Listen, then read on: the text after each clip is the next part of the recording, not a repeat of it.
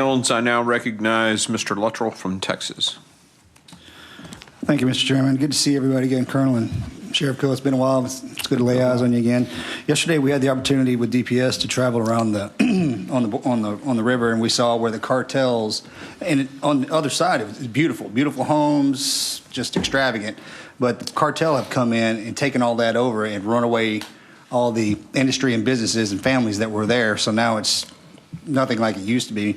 My question is, Sheriff, with the push across the border into your county and surrounding counties, how many people are leaving? Because you said industry, the sheep and the goat industry depleted, it's gone. Yes, sir. Are you seeing that surge more and more, and is it lateral across the borders? Well, on our side? If we go by the last census, the current census shows we have a population of 3,100 people, almost 3,200. The census before, we had 3,900 people. So by that, we've lost 700 people in the past 10 years. But what we're starting to see because of this is, yes, people are leaving, but they're selling their properties. We've got one really nice piece of property that I'd like to have, but he's tired of fixing his fences. He offers hunts to wounded warriors, and he's constantly in the public eye in our county anyway, helping with the 4-H, FFA, Little League, et cetera, et cetera. He's getting ready to pull out, and we won't see him again. So we will lose that part of the industry, that tax base, plus his goodwill towards our county keeping us afloat. And the only people that are buying big tracts of land right now are the people that are subdividing it. They start subdividing, they want to divide it. He's got 3,500 acres. Somebody wants to come in and buy that subdivide it into 10,000 or 10-acre plots, which will completely destroy my county because people are tired. They're getting ready to leave.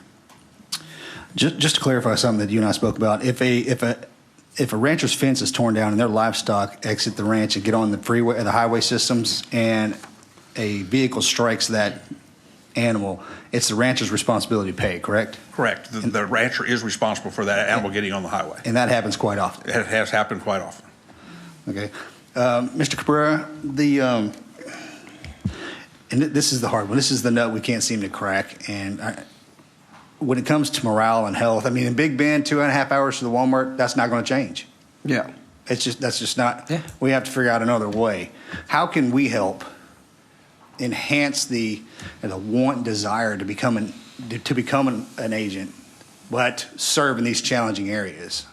You know, I think a big part of it is going to be pay parity. You know, if somebody can leave to a different organization and get closer to home, I mean, it's just common sense that, you know, they're going to go home, and what the old saying is, a happy wife, happy life.